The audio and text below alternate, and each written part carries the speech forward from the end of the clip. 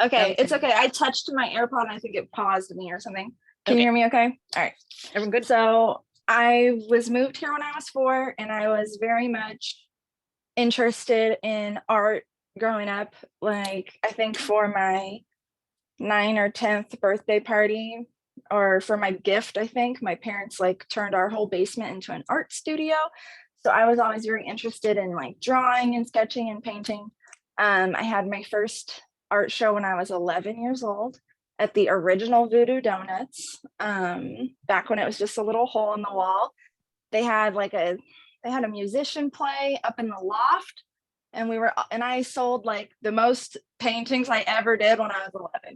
So I was always really interested in art growing up.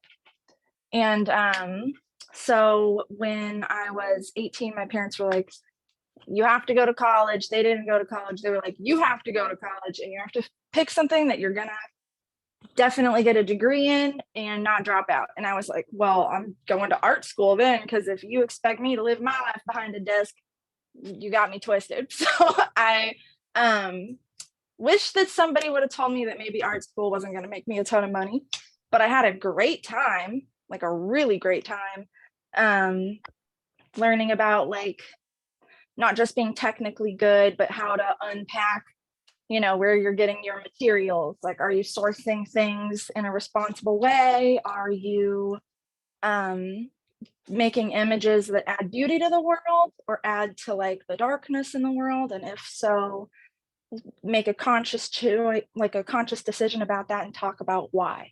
And so I had like a really in-depth learning experience about like why I make art and not just how I make art, or like what the art looks like. And so when I got out of college, I got my degree in animated arts. I was one out of 3 people that year to graduate with an animation degree. It's like the smallest major there, out of a college with an 88% dropout rate or something like that. So I was like one of 12% of people. And then I was one of 3 people in the animation department. And I really wanted to work at Leica House, which is based in Hillsborough. I've toured their studio twice, but I signed an NDA, so I'm not allowed to talk about what I saw other than it was awesome. And I really wanted to work there. But the problem is that animators only work like 4 years out of every 10 years or something when they're actually making a film. So a lot of those people, the rest of the time, they're baristas or they're bartenders, or you know what I mean, they're doing regular everyday jobs. And when I was in school, I was getting really interested in stop motion. I don't know if everybody knows what that is, but it's where you have like a puppet, and then you take a picture and then you move it a little bit and take a picture and you move it a little bit and take a picture. So you're using real lighting, real puppets, real sets, and you're moving things physically, and then the whole film afterwards has a tangible artifact instead of just like a digital render, which I thought was really special because I'm very much like the importance of tangibility, like I want to be able to hold it in my hands. I find that somehow has more artistic value than like a file on a computer. So I got out of school. I graduated in 2014. I was off sequence, so I graduated in the winter. And in the springtime, I was commissioned right out of college to do a music video for an artist. And that artist is Rocky Vadalata in Seattle. It was released on Vice's music website, which is called Noisy. The song was called Wildwood or Hospital Handshakes. That's what it was, I think. Anyways, it wasn't that great of a music video because I only had a month to work on it, and I didn't have like all of the programs I did when I was at school. And it takes a really long time to make a video because each second has at least 24 frames in it. And I ended up doing like 12 frames a second because he wanted the video to go longer, but it made a really choppy video. And so I wasn't really happy with it. But Don't tell Rocky that. And I got out and I had made this character, and I should have got her out. She's probably in my storage unit, but I kept my puppets because they were so cute. And the girl puppet had all these outfit changes, and one had like little bell sleeves, and she had like one that was like a little robe. And I was just like, ugh, I love making tiny clothes. And when I was making it, I was like, I really want to learn how to make clothes for me. Like I could just scale it, right? And once I was done with the video, I was like, I'm gonna mess around and just like try. So Hey, I got Sloan. yeah. I have a question. So were they like Barbie size, or how? She's about this tall. Okay. Because sewing a puff sleeve even at such a tiny scale must have been like, you can't use a regular sewing machine for like the It was all tiny hand stitched. Yeah. So that would be a lot of work. And I had a boy puppet too, and he had some cute clothes on, but the other one had like outfit changes, and I was really interested in like all the different stuff I was making for her. Yeah, I'll send you pictures sometime, Britta. It's really cute. They got like little like cloth hands and their little eyes. It's just their little noses are just so cute. Well, and what's interesting to me also is that is an actual job. Like somebody is making the clothes. That's the job I wanted. Yeah. Yeah. So you don't really think of that as like a fashion industry job, but it's in a different, it's in the film industry, but it's still a creative space that someone could be designing for. So I think it's not what people usually think of in design. If anyone's seen Coraline, the Leica movie, and then it's the Neil Gaiman book, Coraline, but the character Coraline, in like the first scene, she's wearing this sweater. And I saw it in real life on the tour, and they said that they had to knit it with sewing needles and a piece of thread. And it had like a little design on it. It was so cute. But just to think you're like doing this teeny tiny, yeah, so cute. A lot of patience. A lot of patience, more than I have. I would joke that me and the people in my major, we were majoring in patience, because it was like, it's true. How's your project going? And I'm like, ooh, I got 2 more seconds done this week. Hey, like that kind of thing. Wow. Yeah. And so I took I went to Scrap, got some like really cheap fabric. I, laid it on my bed. I was living in a studio apartment, and I took a dress that like fit me kind of well, and I laid it on top. And I was like, okay, I'm just going to try. And I knew that I needed seam allowance, and I just kind of like cut around it and then sewed it together and was like, let's see what this looks like. And I sewed 23 dresses by hand in one summer, from like early summer, late spring to like fall time. And they were not great. They were like, I was getting a little better each time, but I was really broke at the time. I was working at a food truck making it was like a food cart making like $11 an hour. And I didn't have a car, and all I would do in my free time was just like try to learn how to sew with like a needle and thread. And I was just trying my best. And so I'm gonna interrupt you and chime in for a second. First of all, Scrap is a store based here in Portland, if you don't know, and it's just like a treasure trove. If you go in there, you can just search. I think people. I worked there for 4 years. Yeah. So yeah. Buttons and zippers and fabric and patterns. Yeah, they have everything. It's not just sewing supplies. It's like a Goodwill for arts and crafts supplies. So it's like, if you were like one day like, I'm going to learn how to paint, and then you decided you hated painting, but you only painted one thing, and you have all these leftover materials, you can donate them to Scrap, and Scrap will sell them for a fraction of the price. And that way you're not adding to the waste stream, and other artists can buy stuff for cheap. It's really a great resource. And we should all shop there as much as possible, because if they go out of business, we're going to be really sad. It's just like such a good resource. They host workshops. You can have your birthday party there, and they'll like lead all of you through like how to make a altar, or how to make a stuffed animal. It's just really fun. I love it. I put I don't know how they are to shop online there, but I put the website in the chat so you could check it out. And the other thing that I find so impressive with Sloan, with you, is you are not trained in fashion design. You are not trained as a sewer. You didn't take pattern making classes like a traditional designer would normally get trained in school. You did this all on your own, just learning from trial and error on a very, very, very tight budget. So yeah, and you can get in vogue too. You can do it. You can. So go you went from week. you went from sewing by hand with no training. Yeah, I bought one of my first dresses. Well, this is after I got a sewing machine, but yeah, I did. I brought this. I got this fabric at Scrap. It's a really, really old bed sheet from the 60s. So yeah, somebody probably slept on this, but it's also super soft because it's been washed so many times, and it's so cute. It's got like butterflies on it. It's just like this ancient fabric that I got for really cheap. Even your little skinny straps, sewing that is not easy. That's a very narrow strip. So you're cutting and folding and sewing a very narrow strip. And yeah, I had to kind of just figure it out.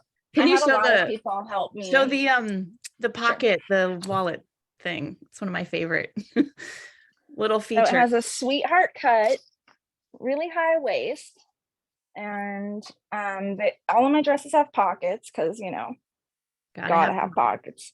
But I would make all these sundresses, and then I was sad because when I would sit down, stuff would fall out of these big pockets. So I started making these little wallets inside that are attached with a strap that have a zipper. So I just like hated carrying a purse, and I needed to make sure I wasn't going to lose my ID. So basically. What year was that made? This is probably like a 2017, 2016. Because we can see the progression from, and since you're showing your work, so you're standing up with your beautiful dress on. I made this one last month for my birthday. I guess I made most of it in January, but made out of white silk. I took some bridal lace and I kind of cut it out, and then I do beadwork on top of it. So where did you get all of the beads and embellishment? I got all the beads from Scrap, of course, and I seriously have like way more beads than one person needs, but it never, that's a good rhyme, but it never feels like enough beads. Because I'm like, oh, I'm gonna need more of this sparkly iridescent color, but so many of them are vintage that it's hard to find. But this blue turquoise bridal lace is left over when I got invited to London Fashion Week. My mom, for my Christmas present, took me shopping at a real fabric store with real bolts of fabric, and she like bought me some really expensive fabric and was like, you might need this and like, congratulations. Instead of a bed sheet. Except for one of my London Fashion Week pieces, the finale piece, that really long white dress. The whole back part of it is an antique tablecloth that was like hand tatted. It's one of my favorites. But this is the cape that goes to my dress that I have on. There's like buttonholes on the dress. It's gorgeous. Just the handwork and all that time you spent. So how long did that take you? Did you keep track? Yeah, I think I'm at like 60 hours, but it's not done yet. But I mean, it's wearable. This part's done, but I still have quite a lot of beadwork I want to do on the rest of the cape. That's gorgeous. Yeah. So there's a couple things I wanted to talk about and have you share with the group here is, well, there's a couple things: the Fringe Fashion Show, Fashion Next, how did you get to London Fashion Week, and all of those things. So maybe start with Fashion Next, because that was more in the beginning of your journey. So I loved being in Fashion Next. I'll say that. There's, everybody has room to grow. And I think that nobody's perfect. So there's like definitely some issues, but I'm not going to talk about that with Fashion Next right now. I think that, nobody's perfect. You know what I mean? I'll just say that. And so I applied to be in Fashion Next twice. The first year I applied, they were like, this stuff is too crazy and there's like, we can't reproduce this. And I was like, exactly. And they were like, but we're looking for someone who can. And I was like, oh, well, then you don't like get me as an artist then. So the second year I made it in, and the accelerator program was really good. I learned a lot of stuff that I still use to this day. We went to like a bunch of different workshops, but it was very focused on like, how can you make money as a designer? And I get that it's like trying to accelerate you into success, and I just feel like maybe I'm not built for that. Because, and I mean, but if you are built for that, good for you, but I just might not be, because I don't want to make the same thing multiple times. It drives me crazy. So, and I don't want to pay other people to design. It's like, it wouldn't be my work if there was 100 of them. You know what I mean? Yeah, you're more of you view yourself more as an artist. Exactly. And yes. Yeah, and I'll say Fashion Next is touted as the second largest fashion week in the country after New York. It's been on for, I don't know, 10 plus years, probably. I did put a link in the chat, and it is a great program. I see someone on the call here that was a mentor. So it's here locally in Portland, and it's grown, and they have, it's 4 nights, I think. And they do a lot of great support around designers that do want to make it into a business. Sloan's point of view is more of an art, one of a kind. So it's a little bit different. Yeah, if you're trying to learn about like how to be a successful money-wise designer, like maybe don't listen to me, because that's not the direction I'm going. I've sewn for other designers in town who make, mass quantities of what they're making, and I've learned a lot from them, but I've also learned that that's like not the life that I want to live. And so, I definitely can see why Fashion Next is a really good program for people who are trying to start a successful business. Absolutely. When I was there, the mentors, they were all like, well, what if you used a fabric that looked like it was embroidered, but it was just a print? And I was like, I hate that idea. I would never do that. Like, it was that kind of stuff where I was like, it's totally fine if other people want to do this, but I just know that that's not for me. Yeah. So you went from Fashion I was in Next. 2018. Yeah. So from there, because of your experience with them and then your vision of what you're thinking, that led you to doing your own show and producing your own show called Fringe. Absolutely. So I was in Fashion Next, and that was fun, and it was beautiful. The runway's gorgeous.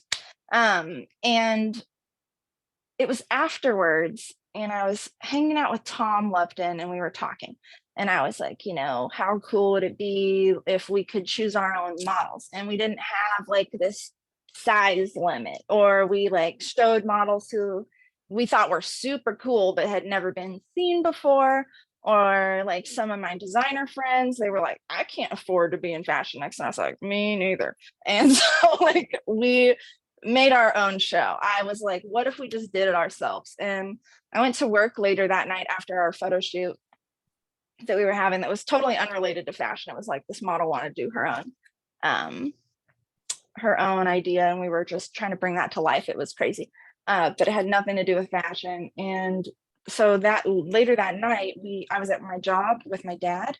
My dad is named Michael. He is a production manager at Star Theater in Dante's.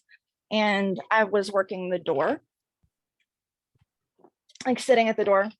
Like, you come in, tell me your name, I mark off how many tickets you have, stamp you on the wrist, and then you get to go see the concert. Really exciting stuff. And so I was like, hey, Dad, have we ever done a fashion show here? And he was like, I don't know. Why are you trying to do a fashion show here? And I was like, maybe. What do you think we'd have to do? He's like, we probably have to rent a runway, have to rent a light, and then I don't know what else. And so we just he took me up to the office, and I put picked a date on the calendar a few months away, and I was like, we're doing a fashion show. And we just figured it out. And my first event it was completely sold out. Like nobody could buy a ticket to get in. The door was packed. Like everyone was crammed in there, standing room only, even around like the seats that we had laid out. And we had vendors in the patio. If you've ever been to Star Theater, half of the space is inside. It's like this really old timey, it used to be like a real theater with like burlesque performers in the 20s and stuff. And now it's a place for concerts, and there's a whole patio that's like just the same size for like seating, and they have food out there, and it's all covered with like really nice benches and fire pits and stuff. So I had vendors. We had like, must have been like 75, 80 models or something. None of the models were walking. Well, some of them were walking twice, now that I remember, at our very first show. And then from then on, we tried to make sure only everybody just walked once, because you could go even crazier with the hair and makeup if you weren't sharing with another designer. And so it was just mayhem back there, and completely packed, and huge success, and everybody had such a great time. We had an artist there who was doing live painting. So when the model wasn't on stage, she could get painted in this little set, and you could like watch that happen, which was really cool to see some of the artwork that was made. And it was beautiful. I had a great time. I've got nothing but good feedback, and it was just lovely. Yeah. But I'm currently not so sure if we're going to do another Fringe, just because it's such a liability with, if like, just think about like, if you have a party right now, how many people aren't going to come because the day before they're going to be like, I got sick, or I got exposed to COVID, blah, blah, blah. So I'm just really worried about like putting in all the time and effort, because I don't get paid from doing Fringe. It's like hundreds of hours of work, as you know, and Becky knows, and anyone else here knows how hard it is to put on a fashion show. And then to not get paid for it, you're like, I really need to know that every single person is going to be there that like said they're going to be there, because I know what it feels like for it to be the day of the event and your model's like, I'm not walking or something, and you're like, wow, I spent so long on this outfit for you to say no, that's going to drive me insane for years to come. Yeah, I hope one day you can do it again, because it is quite the experience. It's a definitely an experience more than just watching a show. Like you said, you can walk around and see the vendors, and I mean, there were dancers there was models of every shape and color, all inclusive, special needs models. And I know from my experience that the community just loved it, because it was so not traditional fashion show. Yeah. So if it was that you can do it again one day.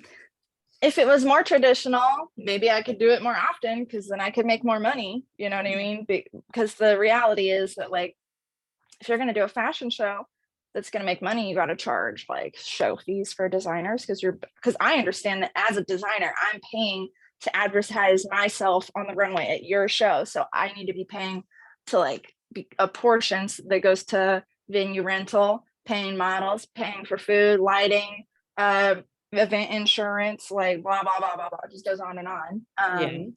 It's a whole profession to be a producer. So yes. So if I had done it in a more traditional way, maybe it would have been more sustainable, and I could do more shows, because that could be like my full-time job. But at the same time, the whole reason we did the show was to be untraditional, so that we could show all these models of varying sizes and abilities and ages and heights, like, you know what I mean? But so there's like ups and downs, and if I had it my way, there'd be like a Fringe every single year, because I feel like it's a really important part of our community to be able to show people who are underrepresented, and not just models, but hair and makeup people and designers who like are just starting, just like I was a few years ago. Yeah. Well, what you're doing is very inspirational. And I hope part of people attending today is, think outside the box on whether you're designing or you're on a budget and you have to come up with a way to build something beautiful. It's like you've achieved all that. So it's very inspiring.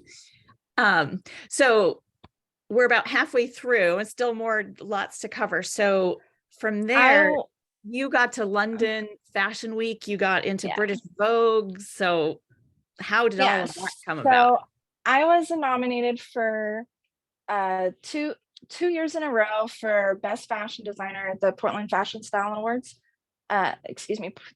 Portland Fashion Style Awards. Yeah. Portland and PFSA. Okay. It's been a while.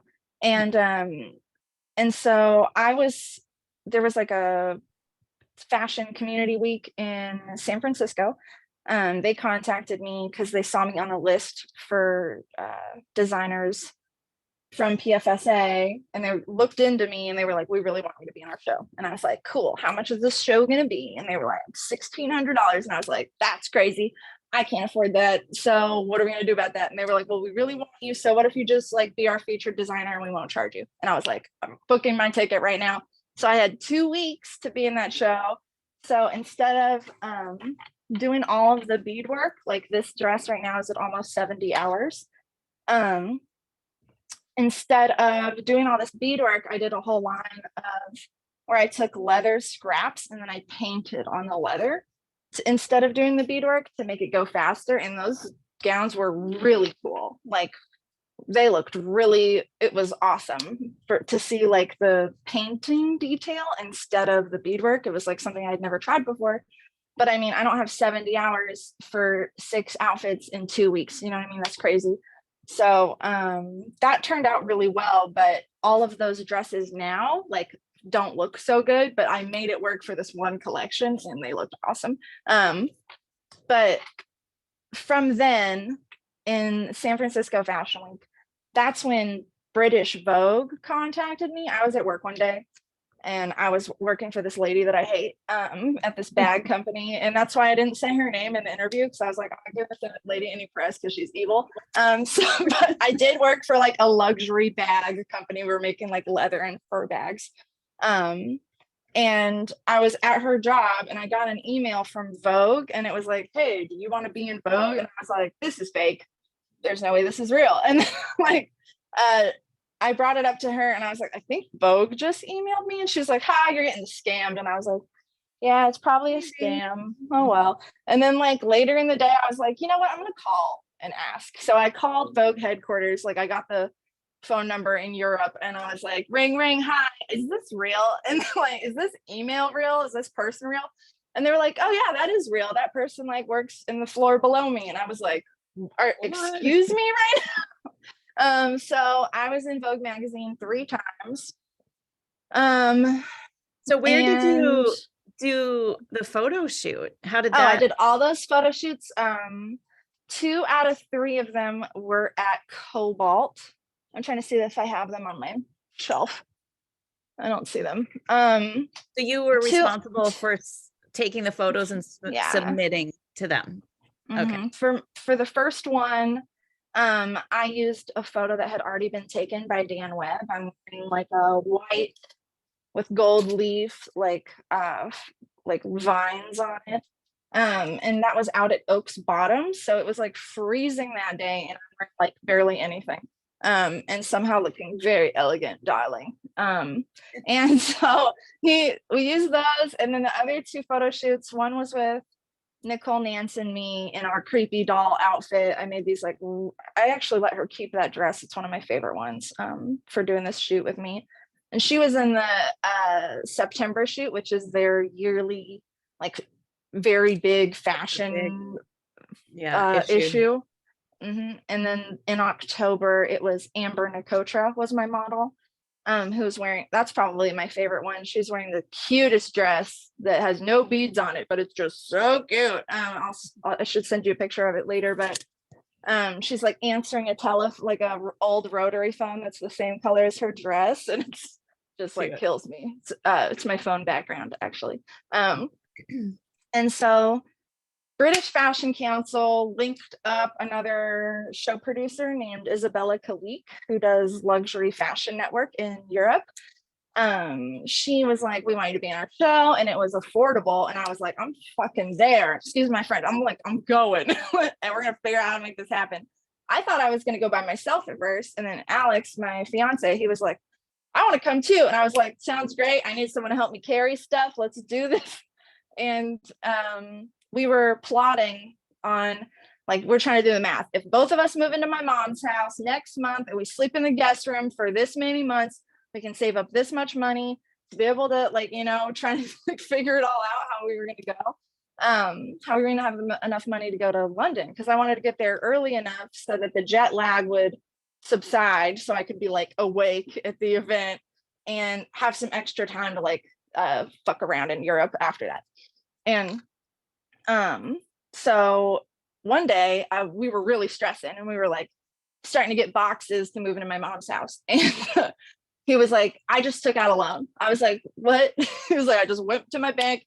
I told them I need this many monies and it's for this reason. And I have really good credit. So they just gave it to me. And I just was like, you did what? Like, that was the most irresponsible thing I'd ever heard, besides like sending me to art school. And so we went to London, and it was amazing. And while we were there, we went to Paris for a day, which was really cool. I'm a total museum nerd. So I was like, I'm going to London, or we're going to Paris just so I can go to the Louvre. I didn't even see the Mona Lisa. I was like, I know what she looks like. I don't want to stand in that line. We got other things to see. We had just so much fun. And it's probably like the highlight of my whole life. I like registered to go to a bunch of other events while I was there. So we went to other fashion shows. I met a bunch of students going to school there for fashion that I'm still friends with. And it was crazy, because when you're in town and you're showing art, and it's like your friends are there, and it's like all my friends are here and love you all, but like, you know what I mean? When it's like my mom and my friends, and they're like, you're so great at art, and I'm like, thanks everybody. But then if I'm like across the world and I don't know a single person, and for all of them to be like, oh my God, who are you? Can I take a photo? You made it. Like, everybody just like losing their minds about what I had made. I was like, okay, this is validating. Like, for all these people to be like, so just stopping me to be like, I need to talk to you. Or the other designers in the show, when I got there, I was supposed to go second out of 3 people. And as we all know, to be most honored at the show, you're the first designer to open the show, or you're closing. And so I was in the middle, and I was like, okay, I'm in the middle, but I'm still here. I'm still doing it. And then I started like steaming my stuff on the rack, and the show producer, Isabella, came over to me, and she was like, you made all these? And I was like, yes, I sure did. And she was like, okay, one moment. And then like went and spoke with everyone else, and then came back and was like, how do you feel about closing the show? And I just was like in tears. I was like, oh, okay, oh, absolutely. And then the other 2 designers were acting weird to me the whole night. And we're backstage. They were like, mad. They were mad at you. I'm like fitting my models back there, trying to like zip everybody up. And all the models are like, even the other models that aren't wearing my stuff were like losing their minds about what I had made. And the other designers came up to me, and they were like, you don't have to work this hard. They were like, you know, you can like buy fabric with beads on it already. And I was like, I know, but I'm not. That's why I'm like, closing. And I mean, I didn't sell anything, and but like for the other designers to be like, you're doing too much. And I was like, we're different people, you know what I mean? It was just really cool. Your things are special and so beautifully done, and it's just a different approach, and makes you stand out for sure. Since I'm not trying to make money, I don't have a time limit. I don't have a budget for each piece, even though like my materials really don't cost that much money, because I'm buying them all at Scrap. Go shop there. Like, there could be stuff on the shelf right now that's like $2 that's worth like $50 you need for your project. Like, go there. I just fear they're going to go out of business, and they can't. Yeah, I need them to stay with us. But like, yeah, it's, again, I'm like just so impressed in the untraditional approach. So the sad part, what I think is sad part, but totally understand, is that your work, you're not doing this for other people. You're not doing this as a business. Mm-hmm. You're doing this as a form of art for yourself. So if anyone's interested in dying over your creations, you're not really open for custom making gowns for customers, for clients. Yeah. So if you do want to reach out to Sloan, I'll put her email in there and you can certainly chat with her. I know she has an inventory of dresses that could be for sale. And I have multiple sizes for like the designs I've made for runway. Like I think I have a couple size 16s, some 14s, 12s, like if anyone was super interested in something custom made, I mean, you can discuss it with her, but you also have a wedding coming up. And while you have your wrap on, I know that this has come up for you in your work too, is fur and leather. And I got this out because we were talking about scrap. So I got 14 rabbit pelts from scrap and I sewed them all together to make this. Yeah. It cost me probably like $60 for this material. And that was going to be put in the trash. Like if nobody used it, it was going to get dumped. So you're not purchasing new fur or buying, big pelts of leather, things like that. You're finding again scraps and using it that way. So you're upcycling and repurposing. And or people are giving me stuff, or I'm like buying an old fur coat, or like I'm taking things that already exist and repurposing them because I love fur. Like I just I was vegan and vegetarian for 5 years, but like honestly I just love animal products. Nothing beats it. There's nothing that compares to real fur. Like there's just nothing. And so if you can get your hands on something that's ancient, that already existed, that is being neglected, that an animal already died for, like before I was born, like what's the harm in me using it and making sure it doesn't get thrown away? And because it already exists, you know what I mean? And so, I don't know. Like I have a cheetah pelt in here that's illegal. I have a whole box of ocelot that was going to get thrown away. That's also, I'm not supposed to have. Like these things, I don't think you're allowed to make money off of them because they're like endangered species, that it's like illegal to have them, but they got killed like forever ago.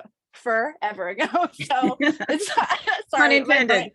I can't not say it when I hear it in my brain. Like I have a ton of beaver fur from like 100 years ago that is just gorgeous, and I would just hate to see it thrown away. I'd much rather like use it.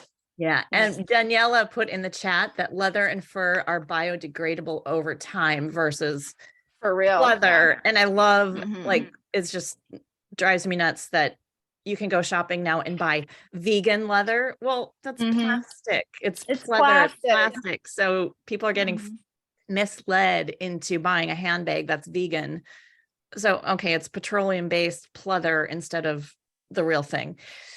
So we have 15 minutes left. And part of the conversation with you was, well, you kind of describe yourself as a fashion activist as well as. So I just want to give a shout out. Riley, who's here, came up with that. So shout out Riley. Thank you. I was like, you're right. I am a fashion activist, and I've really been like leaning into that lately. So what does that mean to you, and how could other people kind of use that to go, just to also call themselves and to promote better practices in the fashion industry? I want to stress that I can relate to not having a lot of money to be able to buy something that's not fast fashion. So my suggestion to be a very responsible fashionista is to take care of the clothes you already have. If something gets a hole in it, fix it instead of throwing it away. The more you hang dry your clothes, the longer they're going to last. And wash all your clothes on cold if you can. Just take care of the garments that are already in your closet and get rid of that idea that, oh, I can't wear this, I've already worn it before, to like an event. You can wear it. Don't be afraid to style it in a different way, or own up the fact that, I already wore this to a red carpet event and I'm wearing it again, because I'm trying to break that idea that you have to have something new every single time, because, oh no, if somebody sees you wearing the same thing twice, like that's going to mean something bad. Like, no, you own something, so take care of it and keep wearing it. And I see myself, I agree with what Riley said when she said that I'm a fashion activist, because I'm trying to break the cycle and remove myself out of the cycle of fast fashion, because it, like, there's things I can't make. Like, I don't know how to make shoes. I don't know how to make tights. So like, I still go to H&M and get tights, like, because I don't have one of those machines that, like, you know, weave tight. You don't have a hosiery machine in your I don't know how to make shoes. I'm not a cobbler. But like, so there's things that I do buy. But the more that you can reduce your involvement in this cycle of suffering, and I really mean suffering, like, there's people that are working in factories that you don't know what those conditions are. When you're serging, and I don't know if anyone knows what a serger is, but it's cutting fabric and throwing fiber into the air. And if you're inhaling it in a place that doesn't have good airflow, that could like lodge into your lungs and cause cancer. It could get you really sick. And then those people probably aren't being paid well, you know what I mean? So, and then, like, not to mention all the dyes and the waste and just how much pressure it puts on the planet. And it's just horrible. So to remove yourself as much as possible from buying fast fashion, learn how to make your own clothes. You're going to learn how to make them better. You're going to learn how to make them fit you in a like way that looks good, instead of just being like, I guess I'm wearing a t-shirt. Like, you could find something that like really looks good on you and fits you and is meant for you, you know, because all of our bodies are totally different. And off the rack fast fashion is just, you know, we all know, it's just sometimes it's looks okay, sometimes it's like, this doesn't fit me, even though I'm a large or whatever it is. So learning how to make your own clothes and learning how to take care of what you already have in your closet is really important. Like, I just have I really want to wear fancy stuff and I can't afford it. So I learned how to make it myself, and you can do it too, because I didn't learn through going to school. I watched YouTube videos, or I just let myself mess up over and over and over.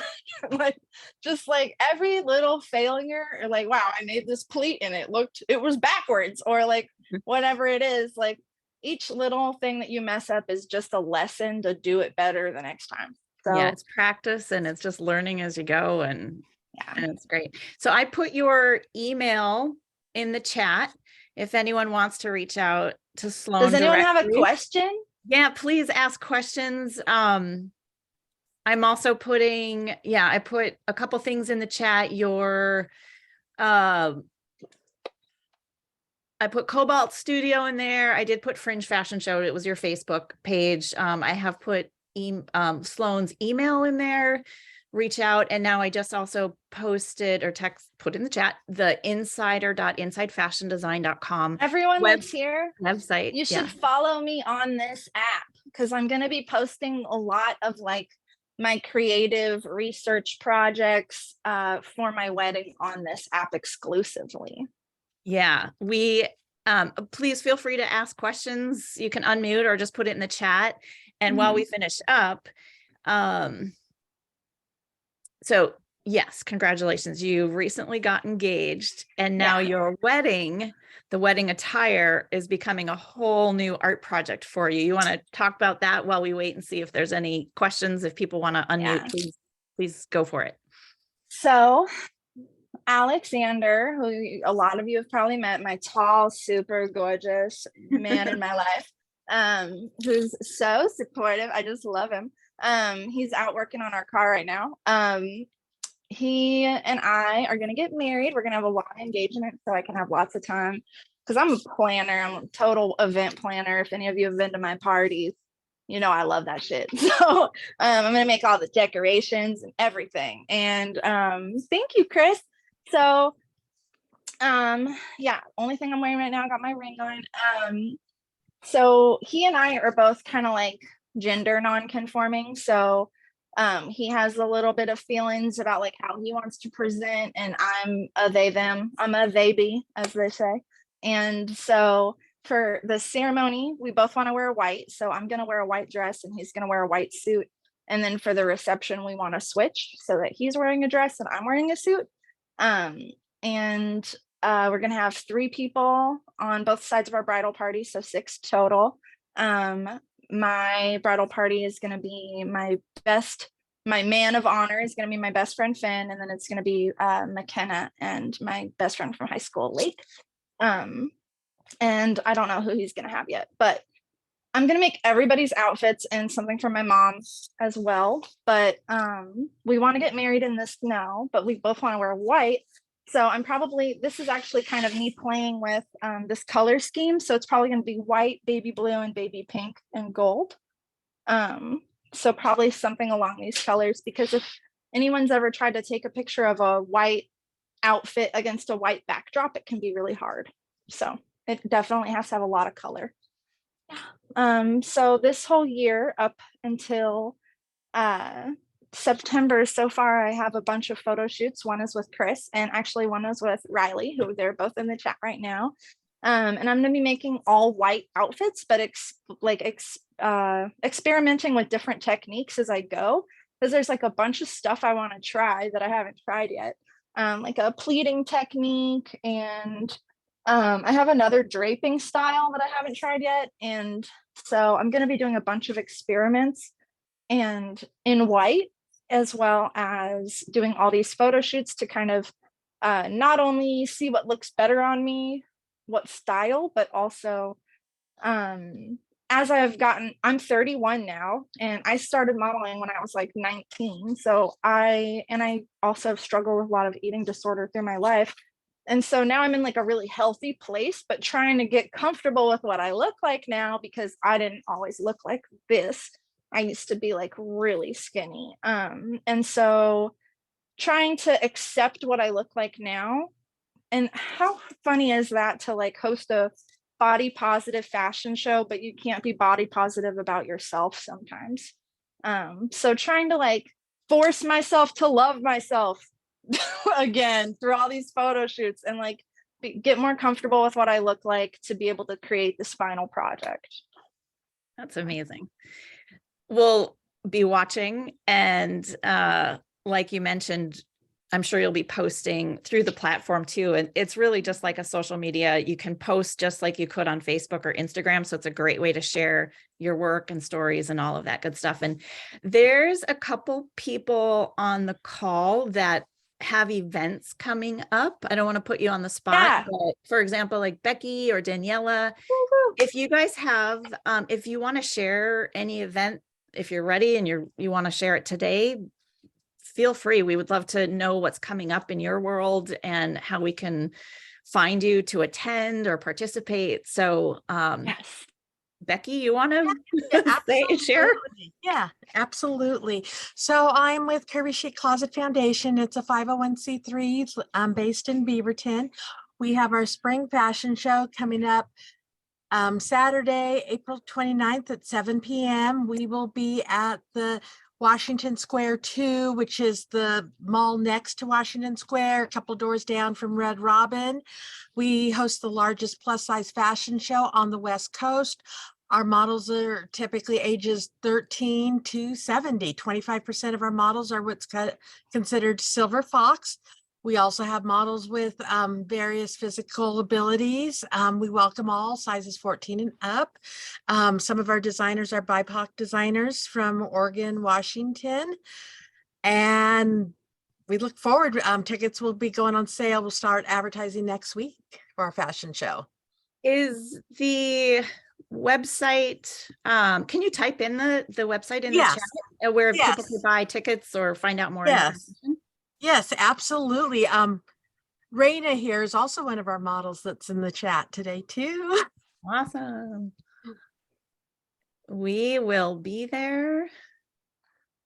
So I have a photo. I'm covering Curvy Chic Closet. I'm for Inside Fashion Design. I'm going to be doing like a behind the scenes interview of them moving into this new space, and as well as interviewing some of their models and designers, and Becky for a piece for a blog post for Inside Fashion Design. And also in the chat, I'm going to be covering Jennifer Phillips, who is here.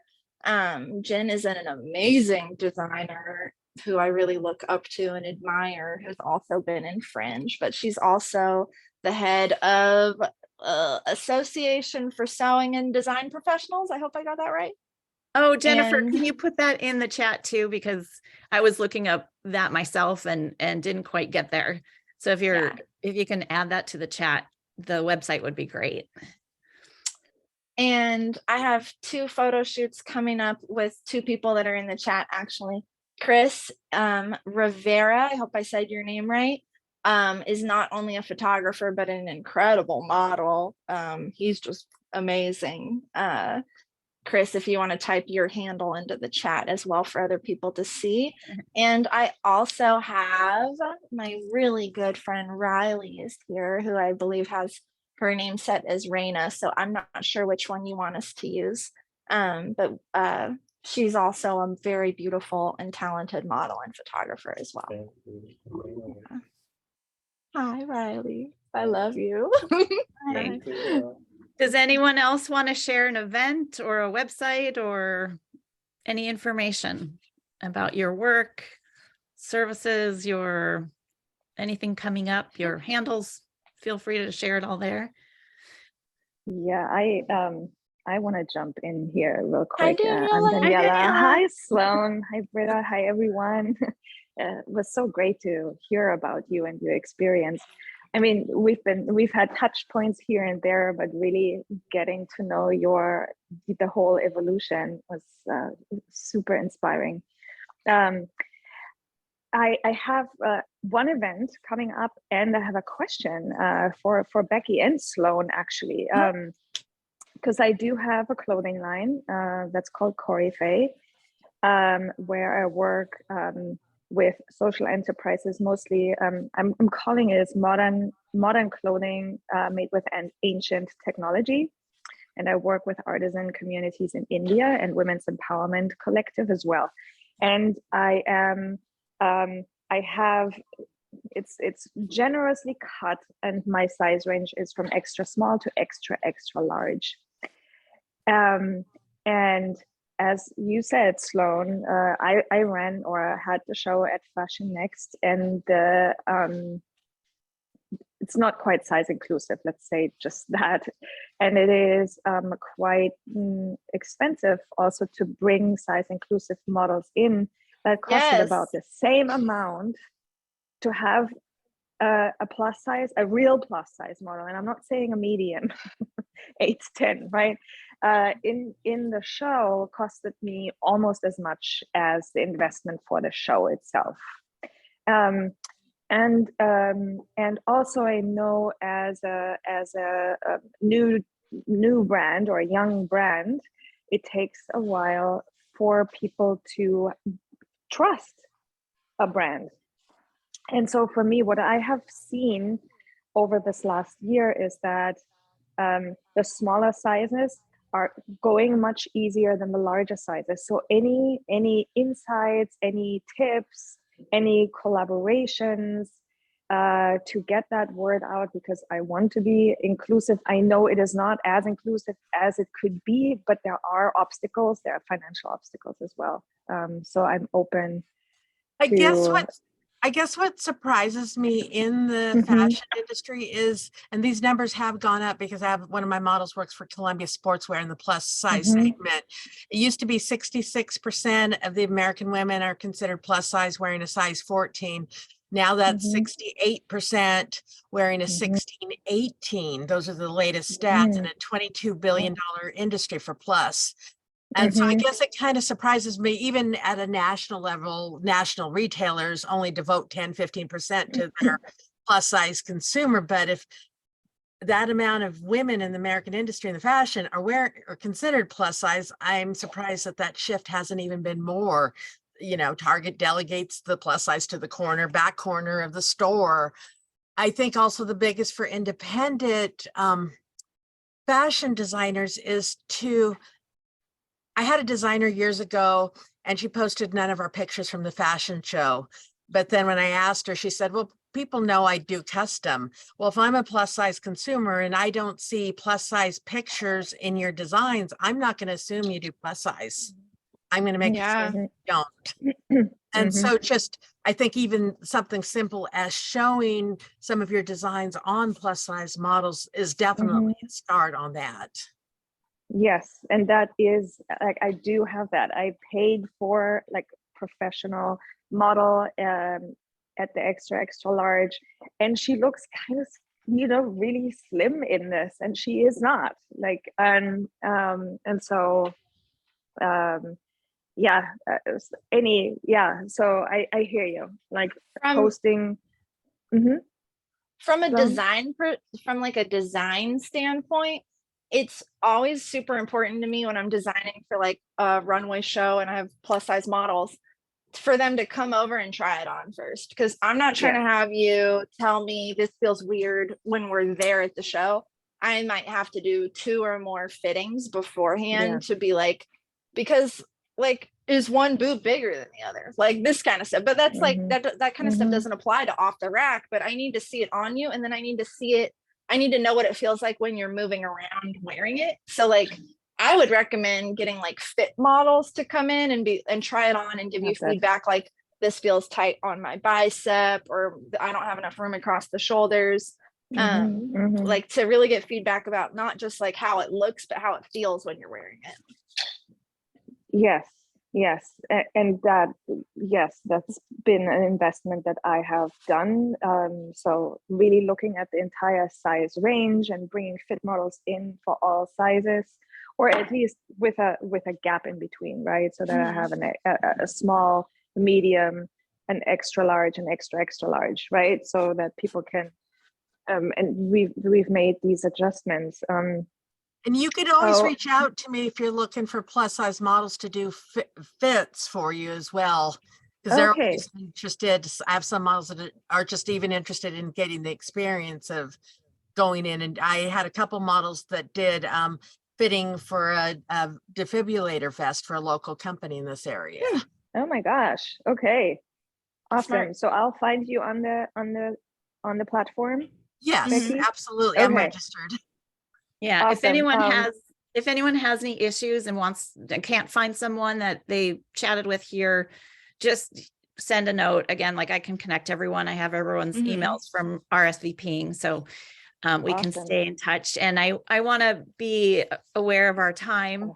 So thank you everyone for coming. And I did put in the chat also that, just a reminder, this is really for us to share and support each other's work. So if you're a model, a designer, you could be a pattern maker, you could be a business owner, boutique owner, it doesn't matter. If you're interested in sharing your work and just communicate, having conversations around your challenges, your successes, this is where we want to have that home for you to do that. So reach out to any of us. There's a lot of the contact information in the chat, and we so appreciate you coming. Next Thursday, same time, we'll be featuring another guest who's another designer who's been on a mission for women who are struggling with breastfeeding. And she has a breastfeeding collection that is all made from organic Peruvian cotton, made in Peru. She's working with artisans there. So watch for the announcement of that. And if you would like to be a featured guest, please reach out, because we're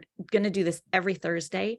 And we're just setting up the lineup. So completely open at this point to chat with people that want to share. So thank you so much, Sloan.